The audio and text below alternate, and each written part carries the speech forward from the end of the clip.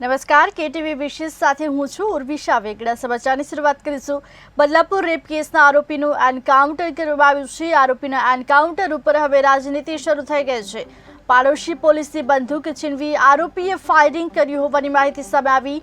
પોલીસની જવાબી કાર્યવાહીમાં અક્ષયનું મોત થયું હોવાની માહિતી સામે આવી છે। જવાબી કાર્યવાહીમાં 3 થી 4 રાઉન્ડ ફાયરિંગ કરવામાં આવ્યા। બે માસૂમ બાળકીઓ ઉપર દુષ્કર્મના કેસનો જે સમગ્ર મામલો સામે આવ્યો હતો। બેબાસના માસૂમ બાળકીઓ ઉપર દુષ્કર્મના કેસનો આરોપી હતો, ત્યારે જવાબી કાર્યવાહીમાં 3 થી 4 રાઉન્ડ ફાયરિંગ કરાયા। પોલીસે જવાબી કાર્યવાહીમાં અક્ષયનું મોત થયું। પાડોશી પોલીસની બંદૂક છીનવી આરોપીએ ફાયરિંગ કર્યું હોવાની માહિતી સામે આવી રહી છે। ત્યારે હવે આરોપીના એન્કાઉન્ટર ઉપર રાજનીતિ શરૂ થઈ ગઈ છે। બદલાપુર રેપ કેસના આરોપીનું એન્કાઉન્ટર કરવામાં આવ્યું છે, ત્યારે આરોપીના એન્કાઉન્ટર ઉપર રાજનીતિ શરૂ થઈ ગઈ છે। વધુ વિગત સાથે સંવાદદાતા સતીશ સોની જોડાઈ ગયા છે। જી સતીશ, બદલાપુર રેપ કેસના આરોપીનું એન્કાઉન્ટર કર્યા હોવાના સમાચાર સામે આવી રહ્યા છે, શું છે વધુ વિગત? અક્ષય શિંદે જે બદલાપુર કેસનો આરોપી હતો તેને ગઈકાલે ટ્રાન્ઝિટ રિમાન્ડ દ્વારા લઈ જવામાં આવતા પોલીસ પર જેને ગોળી મારી હતી અને બચાવમાં પોલીસોએ ગોળીબાર કરતા તેનું મૃત્યુ થયું હતું, ત્યારથી જ રાજનીતિ શરૂ થઈ ગયું છે। જો કે મહિલાઓ અને ખાસ કરીને જે બીજા યુવા વર્ગ અને તેઓ છે તેમણે ગઈકાલે ફટાકડા ફોડી અને મીઠાઈ પણ વહેંચી હતી અને આરોપી જે સજા મળી એક સુરે આ એન્કાઉન્ટર બોગસ હોવાનું કહી અને મુખ્યપ્રધાન એકનાથ શિંદે ના સગાવાલાને બચાવવા માટે આ એન્કાઉન્ટર કરવામાં આવ્યું હોવાનું કહેવાય છે। કારણ કે જે સ્કૂલમાં આ બનાવ બન્યો તે એકનાથ શિંદેના નજીકના સ્વજનની હોવાનું કહેવાય છે। દરમિયાન અક્ષય શિંદે પરિવાર જે હોસ્પિટલમાં પહોંચ્યો છે, જ્યાં તેનું પોસ્ટમોર્ટમ થઈ રહ્યું છે, પરંતુ તેઓએ બોડી લેવાનો અસ્વીકાર કર્યો છે અને હત્યા હોવાનું કહી તેની માતા ન્યાયમાં માગણી કરી રહી છે। જી સતીશ, આરોપીએ પોલીસની બંદૂક છીનવી ફાયરિંગ કર્યું હોવાની ચર્ચાએ પણ હવે જોર પકડ્યું છે। આ મામલે શું છે વિગત? નિલેશ મોરે નામનો હવાલદાર જે એની બાજુમાં બેઠો હતો કારમાં, તેણે રિવોલ્વર છીનવી અને પ્રથમ તેના પગ ઉપર ગોળી મારી હતી અને અન્ય પોલીસ કર્મચારીઓ ઉપર પણ ગોળી તાણી હતી। દરમિયાન પોલીસ ઇન્સ્પેક્ટર સંજય શિંદે જે બેઠા હતા તેણે પહેલા આરોપીને સરેન્ડર થવાનું કહેતા તેણે ગોળી સંજય શિંદે ઉપર પણ મારી। આથી સ્વબચાવમાં સંજય શિંદે અને અન્ય પોલીસ કર્મચારીઓએ આરોપી અક્ષય શિંદે પર ગોળીબાર કર્યો હતો, જેમાં માથા પર તેને ગોળી વાગતા તે ઢળી પડ્યો હતો અને આ જ મામલે હવે એક બાજુ વિપક્ષીઓ સીબીઆઈ તપાસની માગણી કરે છે, ત્યારે ફોરેન્સિક ટીમ પણ અત્યારે ઘટના સ્થળે પહોંચી છે અને સાક્ષીઓના નિવેદનનો પોલીસ નોંધી રહી છે અને ફોરેન્સિક ટીમ ત્યાંના બધા પુરાવાઓ એકઠા કરી રહી છે। જી સતીશ, સમગ્ર માહિતી આપવા બદલ આપનો આભાર। આરોપીના એન્કાઉન્ટર ઉપર રાજનીતિ શરૂ થઈ ગઈ છે। પાડોશી પોલીસની બંદૂક છીનવી આરોપીએ ફાયરિંગ કર્યું। પોલીસે જવાબી કાર્યવાહીમાં અક્ષયનું મોત થયું છે। જવાબી કાર્યવાહીમાં 3 થી 4 રાઉન્ડ ફાયરિંગ કરાયા। બે માસૂમ બાળકીઓ ઉપર દુષ્કર્મના કેસનો આરોપી હતો। इसकी पूर्व पत्नी ने सेक्सुअल असॉल्ट की एक कंप्लेंट की थी। उसके लिए एक वारंट लेकर उसको उसकी तफ्तीश के लिए लेकर जा रहे थे। उस समय उसने पुलिस की बंदूक छीनकर पुलिस के ऊपर गोली चलाई, हवा में गोली चलाई और अपने संरक्षण के लिए पुलिस ने उसके ऊपर गोली चलाई। उसको हॉस्पिटल में ले जाया गया और अभी ऑफिशियली डॉक्टर डिक्लेयर करेंगे, लेकिन जो प्राथमिक जानकारी आ रही है शायद मृत्यु हुई है। शिंदे ये जो बदलापुर में आरोपी था वो आज जिसको तफ्तीश के लिए जो उसके ऊपर उसकी पहली पत्नी जो थी उसने गुनाह रजिस्टर किया था लैंगिक अत्याचार का, और इसकी वजह से उसको तपास के लिए ला रहे थे और उस दरमियान उसने नीलेश मोरे इसके ऊपर फायरिंग की। नीलेश मोरे जख्मी है, घायल है और इसीलिए पुलिस ने खुद के बचाव के लिए ये कार्यवाही की है। बदलापुर प्रकरण में पुलिस ने इस प्रकरण को पूरा हैंडल करते वक्त गंभीरता से इस प्रकरण को लिया नहीं था। पूरे देश में प्रक्षोभ था, पूरे महाराष्ट्र के अंदर में जगह जगह आंदोलन हुआ था। आरोपी को बचाने की पूरी पुरजोर कोशिश होम डिपार्टमेंट और सरकार મોડાસાની આર્ટ્સ કોલેજમાંથી ભ્રૂણ મળી આવ્યું હોવાના સમાચાર સામે આવી રહ્યા છે. નવજાત બાળકનું ભ્રૂણ મળી આવતા ચકચાર મચી જવા પામી છે. આર્ટ્સ કોલેજમાંથી ભ્રૂણ મળતા અનેક તર્ક વિતર્ક સર્જાણા છે. કોલેજના રેસ્ટ રૂમમાંથી મૃત હાલતમાં ભ્રૂણ મળી આવ્યું. અજાણી મહિલાએ નવજાત જન્મેલું મૃત તરછોડી દીધું. કોલેજના પ્રિન્સિપાલે સમગ્ર ઘટનાને લઈ ફરિયાદ નોંધાવી છે. મોડાસા ટાઉન પોલીસે તપાસ હાથ ધરી છે. સીસીટીવી ફૂટેજના આધારે હવે તપાસ હાથ ધરવામાં આવી છે. સમગ્ર ઘટનાને લઈ કોલેજના પ્રિન્સિપલ દ્વારા ફરિયાદ કરવામાં આવી છે. ફરિયાદના આધારે વધુ તપાસ હાથ ધરવામાં આવી છે. સીસીટીવી ફૂટેજના આધારે પણ તપાસ હાથ ધરવામાં આવી છે. અજાણી મહિલાએ નવજાત જન્મેલું મૃત તરછોડી દીધું છે. કોલેજના રેસ્ટ રૂમમાંથી મૃત હાલતમાં ભ્રૂણ મળી આવ્યું હોવાના સમાચાર સામે આવી રહ્યા છે. ત્યારે આર્ટ્સ કોલેજમાંથી ભ્રૂણ મળતા અનેક તર્ક વિતર્ક સર્જાણા છે. મોડાસાની આર્ટ્સ કોલેજમાંથી ભ્રૂણ મળી આવ્યું છે. નવજાત બાળકનું ભ્રૂણ મળી આવતા ચકચાર મચી જવા પામી છે. વધુ વિગત સાથે સંવાદદાતા વૈભવ રાઠોડ જોડાઈ ગયા છે. જે વૈભવ, મોડાસાની આર્ટ્સ કોલેજમાંથી ભ્રૂણ મળી આવ્યું હોવાના સમાચારો સામે આવી રહ્યા છે. શું છે વિગત? જી ઉર્વિતા, જો ચોક્કસથી વાત કરવામાં આવે તો જે ગઈકાલે મોડાસા જે આર્ટ્સ કોલેજની અંદર જે નવજાત બાળકોને જે ભ્રૂણ મળતા એક ચકચાર મચી હતી. જેની અંદર જે કોલેજનું જે ટોયલેટ જે વિસ્તાર છે, સ્ત્રીઓનું જે ટોયલેટ કહેવાય, તે વિસ્તારમાંથી એક ભ્રૂણ જે મળી આવ્યું હતું, એ પણ મૃત હાલતમાં મળી આવ્યું હતું. તેના લઈને જે કોલેજના પ્રિન્સિપાલને જે જાણ થતા છે, કોલેજના પ્રિન્સિપાલે મોડાસા ટાઉન પોલીસ સ્ટેશનને જાણ કરીને ફરિયાદ નોંધાવી હતી. જેના આધારે મોડાસા ટાઉન પોલીસે તેની તપાસ હાથ ધરી છે. જી જે વૈભવ, પોલીસ દ્વારા હવે કઈ દિશામાં તપાસ હાથ ધરવામાં આવી છે?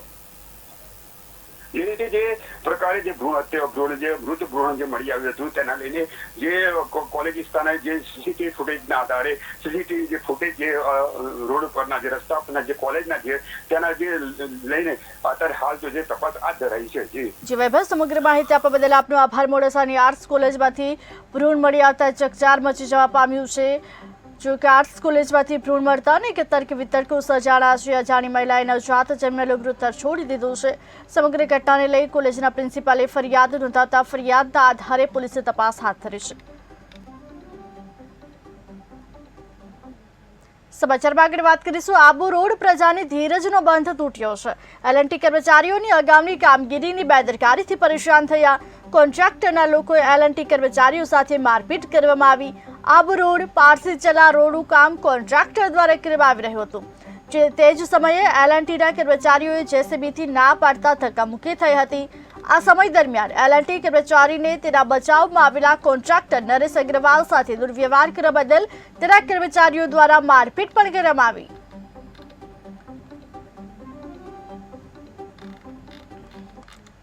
ધાનેરાના વાલેરી ગામના દલિત યુવકનું કારસ્તાન ઇન્સ્ટાગ્રામ પર મેઘવંશી બાપુ નામનું આઈડી બનાવ્યું હતું. 5 જેટલા અસામાજિક તત્વોએ ખરાબ કમેન્ટ કરી, ફોન કરી મારી નાખવાની યુવકને ધમકી આપી. આરોપીઓની અટકાયત ન કરતા જિલ્લા વડાને રજૂઆત કરી. વાલેરથી 50થી વધુ લોકો દ્વારા એસપીને રજૂઆત કરવામાં આવી. વાલેર ગામમાં અમારા ભાઈ ઇન્સ્ટાગ્રામ આઈડી વિશે જે મામલો બનેલો એ બારામાં તારીખ 20ની અમે એટ્રોસિટી દાખલ કરાવેલી. એ બદલ આજ દિવસ સુધી આરોપીઓની ધરપકડ પણ થઈ નથી.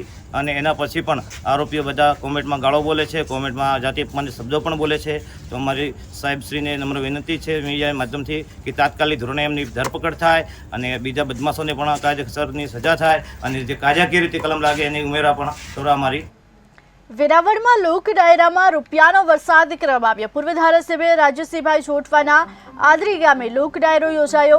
માજી કેબિનેટ મંત્રી, જિલ્લા ભાજપ પ્રમુખ સહિતના આગેવાનોએ ચલણી નોટોનો વરસાદ કર્યો.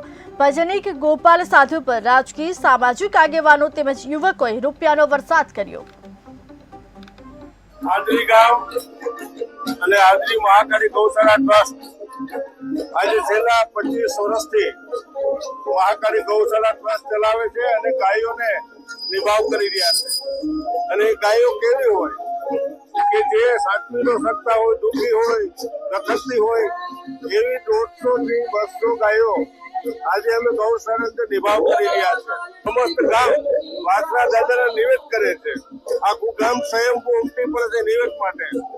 અને સાંજના રાત્રે ભવ્ય લોક ડાયરીનું આયોજન તો કરીએ જ છે, પણ એ પહેલા 5 થી 8 ની વચ્ચે અમારું સમસ્ત ગામ લગભગ 10,000 લોકો એક સાથે જમે છે, એક પંગતે જમે છે.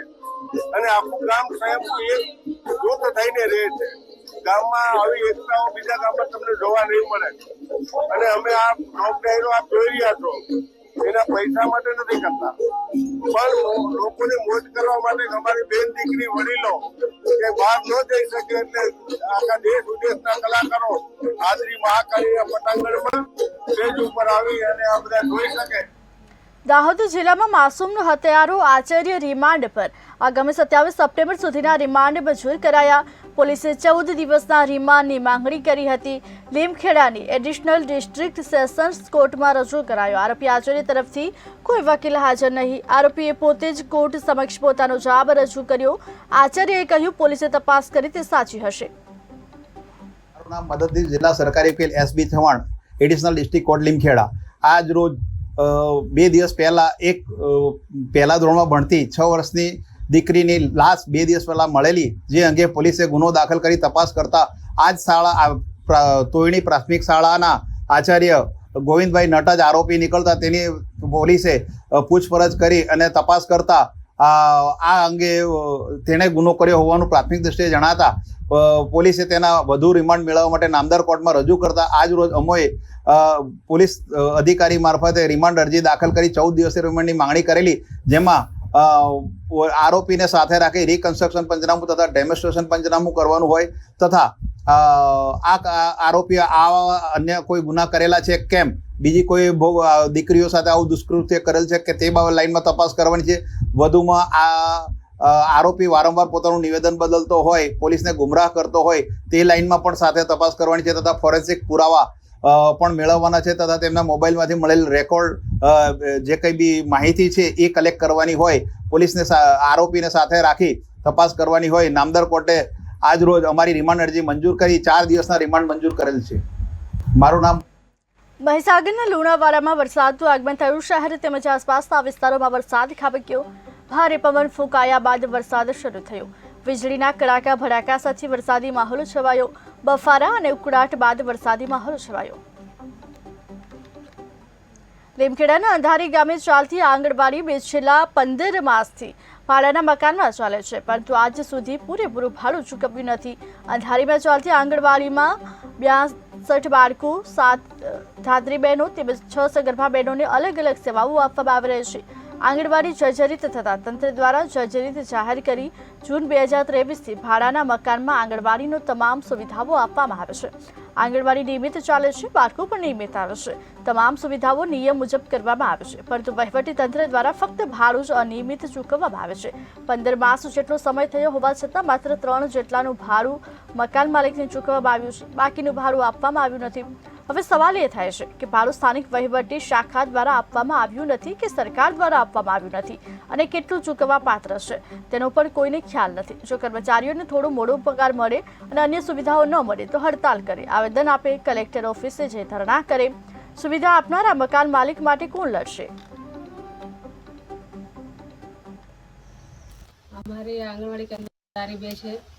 2023થી 6ઠ્ઠા મહિનાથી આંગણવાડી જર્જરિતમાં આપેલ છે.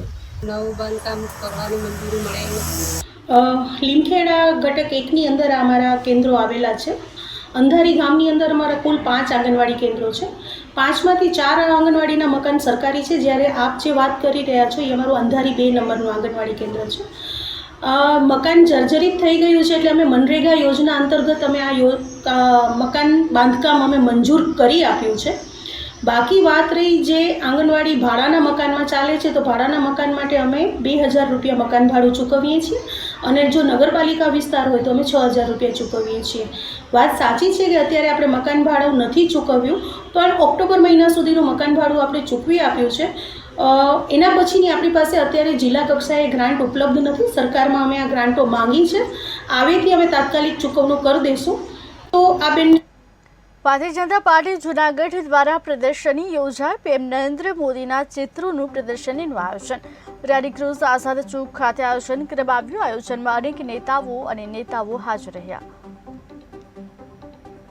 દાહોદ જિલ્લામાં માસૂમના હત્યારો આચાર્ય રિમાન્ડ પર. આગામી 27 સપ્ટેમ્બર સુધીના રિમાન્ડ મંજૂર કરાયા. પોલીસે 14 દિવસના રિમાન્ડની માંગણી કરી હતી. લીમખેડાની એડિશનલ ડિસ્ટ્રિક્ટ સેશન્સ કોર્ટમાં રજૂ કરાયો. આરોપી આચાર્ય તરફથી કોઈ વકીલ હાજર નહીં. આરોપીએ પોતે જ કોર્ટ સમક્ષ પોતાનો જવાબ કર્યો. આચાર્યએ કહ્યું પોલીસે તપાસ કરી તે સાચી હશે. મદદનીશ જિલ્લા સરકારી વકીલ SB Chauhan, additional district court Limkheda. આજ રોજ 2 દિવસ પહેલા એક પહેલા ધોરણમાં ભણતી 6 વર્ષની દીકરીની લાશ 2 દિવસ પહેલા મળેલી, જે અંગે પોલીસે ગુનો દાખલ કરી તપાસ કરતા આજ શાળા તોયણી પ્રાથમિક શાળાના આચાર્ય ગોવિંદભાઈ નટજ આરોપી નીકળતા તેની પોલીસે પૂછપરછ કરી અને તપાસ કરતા આ અંગે તેણે ગુનો કર્યો હોવાનું પ્રાથમિક. છોટાઉદેપુર લોકસભા સાંસદ જસુ રાઠવાનો ધડાકો. અધિકારીઓ સમયસર માહિતી ન આપતા હોવાનો ધડાકો. જિલ્લા કલેક્ટરની લેખિતમાં રજૂઆતથી રાજકારણ ગરમાયું. કોંગ્રેસ સમિતિ પણ સાંસદના સમર્થનમાં મેદાને આવી. નિવાસી કલેક્ટરને આવેદનપત્ર આપી ધારદાર રજૂઆત કરી. સંસદ સભ્ય યોગ્ય રીતે કામ કરી શકે તે માટે સહકારની માંગ કરી. જે અમે છોટાઉદેપુર જિલ્લા કોંગ્રેસ સમિતિના આગેવાનો, છોટાઉદેપુર તાલુકા કોંગ્રેસ સમિતિના પ્રમુખ માનનીય સોમભાઈ રાઠવા સાહેબ, પાવીજતપુર તાલુકાના પ્રમુખ કાજરભાઈ, શહેરના પ્રમુખ સુલેમાનભાઈ અને બીજા બધા આગેવાનો ભેગા થઈને ગઈકાલે અહીંના માનનીય સાંસદ શ્રી જસુભાઈએ જે ફરિયાદ કરી છે કે એમની રજૂઆત એના અધિકારીઓ સાંભળતા નથી, એ કોઈ જવાબ માંગે તો એમને આપવામાં નથી આવતો, અથવા મોડો આપવામાં આવે છે અથવા અધૂરો આપવામાં આવે છે, જેના કારણે જિલ્લાના લોકસભા વિસ્તારના લોકોના પ્રશ્નો જે છે એની રજૂઆત કરી શકતા નથી, નિરાકરણ લાવી શકતા નથી. અમને થયું કે આ જે પ્રશ્ન છે એ કોઈ વ્યક્તિનો નથી. જસુભાઈ ભલે ભાજપ પાર્ટીના હોય પણ આ લોકસભા વિસ્તારના સાંસદ છે, અને સાંસદનું જો અધિકારીઓ સાંભળતા ના હોય, એમને જવાબ ના આપતા હોય, તો ધારાસભ્યનું શું હાલત હશે એ સમજી શકાય છે. ધારાસભ્યને તો કોઈ પૂછતા જ નહીં હોય, અને ધારાસભ્યોનું સાંસદો ના સાંભળે, તાલુકા જિલ્લાના પ્રમુખો, બીજા હોદ્દેદારો જે છે એમનું આ સરકારી તંત્ર સાંભળતું નથી. એ પ્રકારની સ્થિતિ છે. વલસાડ ભાજપ યુવા મોરચાના પ્રમુખની દાદાગીરી સામે આવી. ધરમપુર તાલુકા યુવા મોરચા પ્રમુખનો વિડીયો વાયરલ થયો. નિખિલ ભંડારી સામે શિક્ષાત્મક કાર્યવાહીની માંગ. 45 ગામના સરપંચો સાથે ગેરવર્તણૂક કર્યાના આક્ષેપ. તમને અહીં કોણે બોલાવ્યા તેમ કહી દાદાગીરી કરી છે. ધારાસભ્યને રજૂઆત કરવા ગયા હતા સરપંચો. જૂનાગઢ જિલ્લામાં વાયરલ ફીવરે ભરડો લીધો. તાવ, શરદી, ઉધરસની બીમારીઓમાં વધારો. જિલ્લામાં તાવની બીમારીએ માથું ઊંચક્યું. મોટી સંખ્યામાં લોકોની હોસ્પિટલોમાં ઘસારો જોવા મળ્યો. ખાસ તો જો આપણે જોઈએ શ્વસન તંત્રના એટલે કે અક્યુટ રેસ્પિરેટરી ટ્રેક ઇન્ફેક્શન એટલે શરદી, ઉધરસ, તાવની જો વાત કરીએ તો અત્યાર સુધીમાં સપ્ટેમ્બર માસમાં 68 જેટલા કેસીસ નું રિપોર્ટિંગ થયેલ છે, અને ઝાડા ઉલટીના 99 જેટલા કેસ નોંધાયેલ છે. ચિકનગુનિયાનો એક પણ કેસ સદનસીબે હજુ નોંધાયેલ નથી, અને ડેન્ગ્યુના 2 કેસ જોવા મળેલ છે, અને મલેરિયાના 2 કેસ નોંધાયેલ છે. વાયરલ ઇન્ફેક્શનના કેસીસમાં થોડોક વધારો જોવા મળેલ છે, અને બધા લોકોએ થોડીક સાવચેતી રાખવી જરૂરી છે. ચોટીલા પોલીસે નાસ્તા ફરતા આરોપીને ઝડપી પાડ્યો. 5 વડા ગામની સીમમાંથી આરોપીને દબોચી લીધો. બાળકીને ત્રાસ આપી મજબૂર કરનાર આરોપીને દબોચ્યો. શારીરિક માનસિક ત્રાસ આપતા જીવન ટૂંકાવ્યું હતું. જામનગરમાં સાંસદના જન્મદિવસે રક્તદાન કેમ્પનું આયોજન કરવામાં આવ્યું. પૂનમબેન માડમના જન્મદિવસ પર કાર્યક્રમ યોજાયો. સર્વરોગ નિદાન અને રક્તદાન કેમ્પનું આયોજન થયું. જિલ્લામાં દર્દીઓ મોટી સંખ્યામાં ઉમટી પડ્યા અને દર્દીઓએ આ કેમ્પનો લાભ લીધો. સૌ જાણો છે પ્રમાણે 17 સપ્ટેમ્બર આપણા ગુજરાતના પનોતા પુત્ર અને દેશના યશસ્વી વડાપ્રધાન શ્રી નરેન્દ્રભાઈ મોદી સાહેબનો જ્યારે જન્મદિવસ હોય અને એને ભારતીય જનતા પાર્ટી એક સેવા પખવાડિયા તરીકે એની ઉજવણી કરતી હોય, ત્યારે આજે 23 સપ્ટેમ્બરે પાર્ટીના આ જ સેવા પખવાડિયા અંતર્ગત એક મેડિકલ કેમ્પનું આયોજન દર વર્ષે લગભગ કાર્યક્રમમાં એ લિસ્ટમાં પણ એક આરોગ્ય કેમ્પ કરવું હોય છે. અને જોગાનું જો આજે 23 સપ્ટેમ્બરના મારો પણ જન્મદિવસ હોય તો તે દિવસે દર વર્ષે હું અને મારા દ્વારા, પાર્ટીના કાર્યકર્તાઓ દ્વારા, સ્થાનિક નાગરિકો, આગેવાનો દ્વારા અને બધા જ ડોક્ટર્સ એટલે કે સુપર સ્પેશિયાલિસ્ટ ડોક્ટર્સ અને વોલન્ટિયર્સની ટીમના સહયોગથી એક મેગા આખો આરોગ્ય કેમ્પ એટલે કે હેલ્થ કેમ્પનું આયોજન કરવામાં આવે છે. આ હેલ્થ કેમ્પ આપ સૌ જાણો છો એ મુજબ દર વર્ષે આમાં પેશન્ટ્સની સંખ્યા હેલ્થ કેમ્પમાં વધતી જાય છે. દર વર્ષે આપણે નિઃશુલ્ક દવાઓ જેટલી ડોક્ટર્સ પ્રેસ્ક્રાઇબ કરે એ તમામ દવાઓ બધા પેશન્ટ્સને નિઃશુલ્ક આપીએ છીએ. એ 3 મહિનાનો કોર્સ હોય તો 3 મહિનાનો કોર્સ પણ એને આપણે નિઃશુલ્ક આ બધી જ દવાઓ આપીએ છીએ. જેટલા પેશન્ટ્સ આવે છે એમને કોઈને બહારથી દવા લેવાની રહેતી નથી. સાથે સાથે બધા સુપર સ્પેશિયાલિસ્ટ ડોક્ટર્સ લગભગ 9 ફેકલ્ટીઝ અલગ અલગમાં સુપર સ્પેશિયાલિસ્ટ ડોક્ટર્સ આ કેમ્પમાં સેવા આપે છે દર વર્ષે. આ વખતે પણ એ જ પ્રમાણે લગભગ 8,000 પેશન્ટ્સ અપ્રોક્સ, એક આંકડો હજી કમ્પ્લીટ બધું નથી થયું એટલે મારી પાસે નથી, 8,000